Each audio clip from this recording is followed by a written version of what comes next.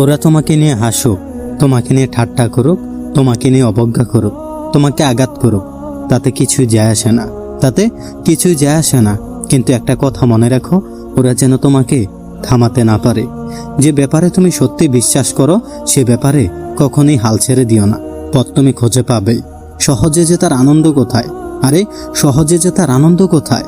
বাধা যত বেশি হবে বিজয়ের আনন্দ ততই সুবিশাল হবে। কখনোই ভেঙে পড়ো না।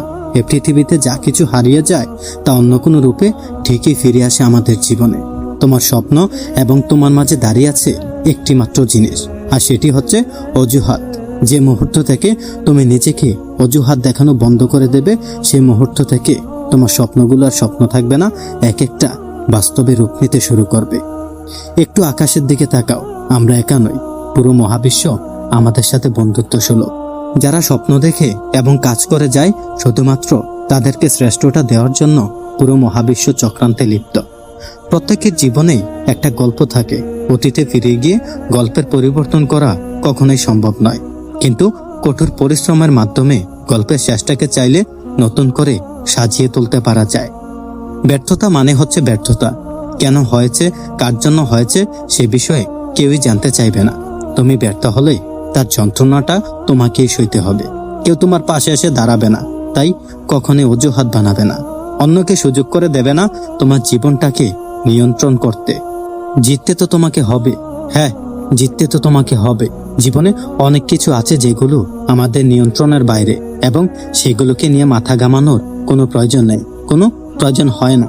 কারণ এর বাইরেও তোমার হাতে হাজার হাজার কারণ রয়েছে যেগুলো দিয়ে তুমি কাজ শুরু করতে পারো, কাজ চালিয়ে যেতে পারো। ব্যর্থতাকে ভয় না করে, চেষ্টা না করে বসে থাকাকে ভয় করো। হ্যাঁ, ব্যর্থতাকে ভয় না করে, চেষ্টা না করে বসে থাকাকে ভয় করো। কখনোই হার মেনো না।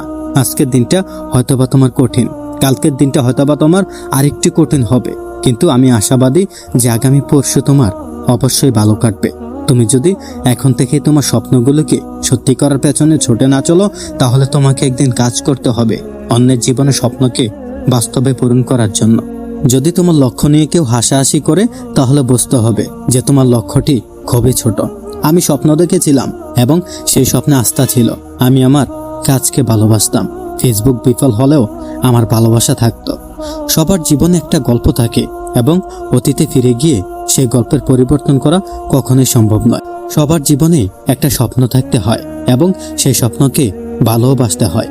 তোমাকে একটা কথা বলি, স্বপ্ন দেখতে জানতে জীবনে কাঁটাগুলো ধরা দেয়, গোলাপ হয়। জীবনে সবকিছু একবার হলেও চেষ্টা করে দেখা উচিত। সৃষ্টিকর্তা কাউকে না কাউকে কিছু অনুপম দক্ষতা দিয়েই এই পৃথিবীতে পাঠিয়েছেন। তুমি সেটিকে কখনোই বুঝতে পারো না যতদিন না পর্যন্ত তুমি চেষ্টা করে দেখছো। সফলতা অর্জনের জন্য 3টি জিনিসকে মূল্য দিতে হবে। 1, কঠোর পরিশ্রম। 2, ভালোবাসা। আর 3, স্বপ্নকে বাস্তব হতে দেখার জন্য ব্যর্থতার পরেও কাজ করে যাওয়া। যার মাঝে সীমাহীন উৎসাহ, বুদ্ধি ও একটানা কাজ করার ক্ষমতা থাকে, গুণ থাকে, তার পক্ষে সফল হওয়ার সম্ভাবনা সবচেয়ে বেশি। তুমি যদি তোমার সময়ের মূল্য না দাও, তবে অন্যরাও দিবে না। তোমার সময় এবং প্রতিভাকে বাজে বিষয় নষ্ট করো না, তাহলেই তুমি সফল হবে। সফল মানুষ আর অসফল মানুষের প্রধান পার্থক্য শক্তি বা জ্ঞান নয়। প্রধান পার্থক্য হলো সত্যিকারের সফল হওয়ার ইচ্ছা। একজন সফল যোদ্ধা হলো একজন সাধারণ মানুষ যে কিনা অন্যদের চেয়ে একটু বেশি মনোযোগী। একটি লক্ষ্য ঠিক করো এবং সেই লক্ষ্যটিকে নিজের জীবনের অংশ বানিয়ে ফেলো। চিন্তা করো, স্বপ্ন দেখো, তোমার মস্তিষ্ক, পেশি, রক্তনালী, পুরো শরীরে সেই লক্ষ্যটাকে ছড়িয়ে ছিটিয়ে দাও, আর বাকি সবকিছু ভুলে যাও। এটাই সাফল্যের একমাত্র পথ। একজন মানুষ কতটা উপরে আছে তা দিয়ে আমি তার সাফল্য মাপি না। একদম নিচে পড়ে যাওয়ার পর সে নিজেকে কতটা উপরে তুলতে পেরেছে সেটাই আসল কথা। সাফল্য চাইলে সাফল্যকে কখনোই লক্ষ্য বানিও না। তুমি যা করতে ভালোবাসো সেটাই করতে থাকো, সফলতা নিজেই ধরা দেবে। সফলতা অর্জন করা আর সফল হওয়া এক জিনিস নয়। মনে রেখো, সুবিধা পেলে অনেকেই সফল হতে পারে, অনেককে আবার জোর করে সফল বানানো হয়, কিন্তু যে নিজের চেষ্টার পরিশ্রম দিয়ে সফল হয় সেই প্রকৃত সফল। সাফল্যের মূল্য হলো হাতের কাজের প্রতি ভালোবাসা, পরিশ্রম, আর সেই সাথে জয় পরাজয় ভুলে গিয়ে নিজের পুরোটা সমর্থন বিলিয়ে দেয়া।